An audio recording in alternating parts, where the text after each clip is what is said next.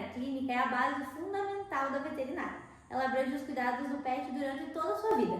E hoje eu estou aqui para falar com a Bianca, sócia proprietária do Centro Animal, que vai falar um pouquinho sobre a clínica médica e também a integrativa, né? Como a gente une os nossos trabalhos. Olá, tudo bem? Eu sou Bianca, sou médica veterinária. Primeiro, obrigada pelo convite de falar sobre a nossa profissão, que a gente ama tanto. Na minha clínica, então, hoje a gente trabalha com todo o serviço completo, desde o cuidado do filhote, onde a gente faz os cuidados com as primeiras orientações, desde o protocolo de vermifugação, vacinação, qual a escolha da alimentação ideal para ele se desenvolver bem em cada fase, né? A escolha do momento certo para a castração, quando castrar ou não, as principais orientações em relação aos cuidados, né? Com a rotina dele, o que é indicado para o dia a dia dele, para a vida dele, enfim, né? Até nas partes específicas de doenças, né? Entre exames laboratoriais, né? Exames de imagem, raio-x, ultrassom, e se necessário algum tipo de tratamento, nós possuímos internação, bloco cirúrgico completo para fazer procedimentos cirúrgicos também. E para começar o nosso bate-papo, eu vou pedir para a Bianca qual é o serviço, né, o acompanhamento clínico na veterinária que tu acha mais importante dentro da veterinária. Hoje eu acho a parte mais importante da medicina veterinária preventiva. Acho que é muito mais importante a gente evitar os problemas, quando possível, do que a gente querer remediá-los. E hoje muitas doenças e problemas que podem acontecer com o pet, desde problemas de saúde como comportamental, entrando na sua área, a gente consegue evitar, né? Então, como medicina preventiva entra os cuidados básicos como vermífugo, vacinação para evitar doenças, cuidados no ambiente em que o animal vive, a castração, que é muito importante para evitar, por exemplo, o câncer de mama, assim como a orientação de um profissional sobre qual o melhor cuidado que ele tem que ter, né? Ao alimentação também, né? Exatamente, alimentação, qual alimentação é a mais indicada para cada espécie, não é todo cachorro que se adapta à mesma ração, né? Então tem que saber em qual fase da vida dele ele tem que receber alimentação e até mesmo o ambiente em que ele vai viver. Tem certas raças, por exemplo, que não são muito adequadas para morar num apartamento com escada, tem certas raças que não é bom que tenha contato com o ambiente externo. Então cada animalzinho ele é único, então é importante a gente ter um acompanhamento para ele ter um desenvolvimento sem tantos problemas, né? O papel do veterinário entra até mesmo antes do tutor pegar o animal, né? Às vezes até para ter essa orientação de qual animal vai se adequar mais à vida daquele tutor, daquela família, do ambiente que ele vive. Então, o veterinário às vezes ele não é procurado, não deve ser procurado só depois que o animal já está com a família, mas até antes, né? Para receber essa orientação. Bem colocado que tu falou. Com certeza, a escolha do animalzinho, às vezes o pessoal tem mania dele, a foto daquele animalzinho, ele é tão bonitinho, mas ele não se adequa à rotina dele, a rotina de trabalho, em que ele vai ter tempo, a presença de criança ou não na casa, o local onde ele mora e principalmente que tem que ser sempre lembrado a expectativa de vida do animal, né? Às vezes as pessoas vão na empolgação e vou pegar aquele cachorrinho tem que lembrar que esse animalzinho pode viver 20 anos na vida deles e eles têm que saber a responsabilidade que vem em torno disso e todos os cuidados que a partir desses 20 anos ele tem que ter, né? É a mesma decisão hoje de ter um filho, é tão importante na hora de decidir também o animalzinho pra gente oferecer realmente para eles o melhor, né? E até saber quais são as doenças que o animal pode vir a ter, né? Quais os problemas de saúde conforme a raça. Se você está disposto a arcar com aquilo que pode vir a acontecer. Claro que se você levar o animal com saúde, com check-up, provavelmente não vai acontecer, né? Levando ele com uma vida saudável. Mas também tem essa orientação, né? Que tais raças têm uma predisposição, às vezes de dermatológica, às vezes de mobilidade, que pode acontecer com aquela raça, né? Então o tutor já fica ciente também disso. Isso, por exemplo, no protocolo que eu sempre chamo inicial, a consulta pediátrica, né? Quando eu adquiri um animalzinho, eu adotei um animalzinho com tal conformação. Por exemplo, ele é um cão braquicefálico, que é aquele que tem o narizinho para dentro, como bulldog, boxer, enfim. Qual o cuidado que ele tem? Ele tem totalmente um cuidado totalmente diferente de um cachorrinho que tem o focinho longo, né? Tem que ter cuidado sobre os problemas respiratórios, o local onde ele vive, nos passeios, até na própria coleira que ele vai utilizar. Então, para a pessoa já saber desde o início o que fazer para evitar um acidente e um problema que possa acontecer que poderia ter sido evitado apenas pela orientação.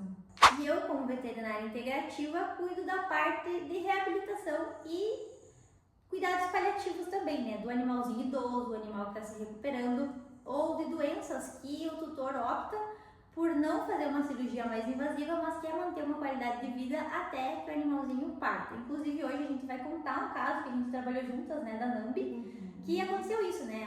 Ela teve um câncer, teve que ter cuidados paliativos, e aí a Bianca entrou com a clínica e eu entrei com os cuidados com as terapias energéticas. Então eu trabalho, né, cuidados paliativos, a reabilitação dos cães através da acupuntura, então pós-cirúrgico, problemas locomotores e qualidade de vida, né, para tirar dor de animaizinhos doentes ou que estão em um estado terminal. E também promovo o bem-estar com as técnicas da comunicação intuitiva, né, que a gente usou na Nambi, e que podem ser usadas nesses casos, para entender melhor o animal, para tratar questões emocionais, para explicar situações que ele vai ter que passar, como os procedimentos médicos, e que isso seja mais tranquilo para os animaizinhos.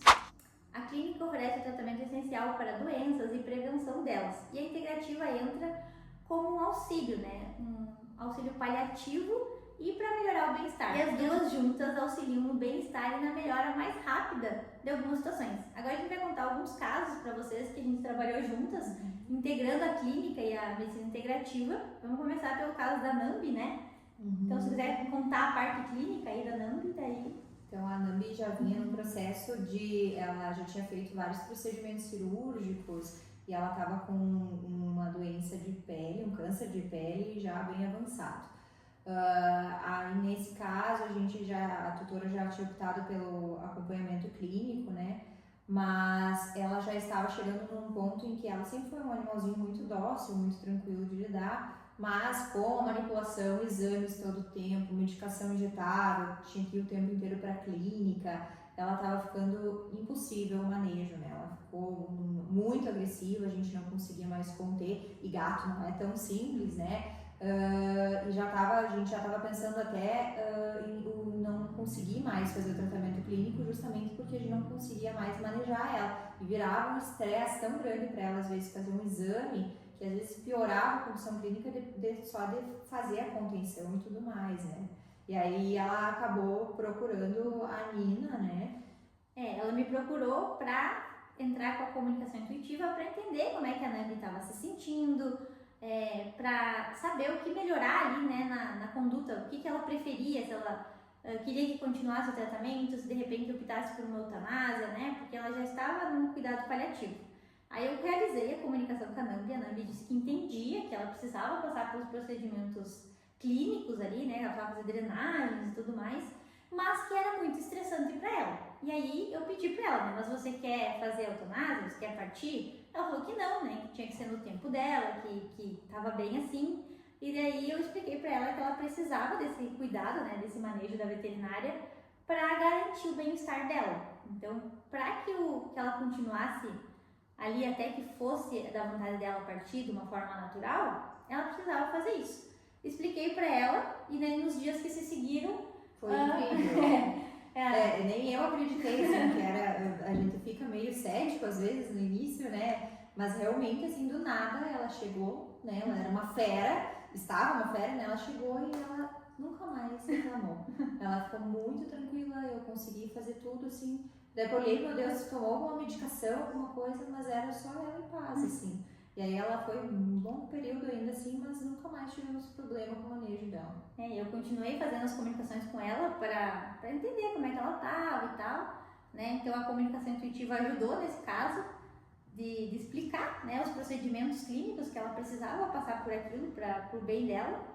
E eu até vou deixar o link do Reels que eu fiz sobre o caso dela, contando mais um pouquinho sobre a comunicação, porque aí depois do tempo ela acabou vindo a falecer, né, pela situação toda. Mas ela ficou bem tranquila e isso ajudou também os tutores a entender, né? Tipo, o tutor fica mais tranquilo do que optar, tipo, será que eu faço a cirurgia, será que eu não faço, será que eu opto por esse tratamento, também do que o animalzinho está sentindo, né? Se ele quer continuar ou não. Então ajudou nisso. E também teve o caso da Maia, né? Uma cachorrinha que teve cinomose. Então a Bianca tratou ela clinicamente quando ela chegou com cinomose e eu tratei as sequelas com acupuntura. Isso, ela foi um cachorrinho que já foi resgatada com cinomose, né?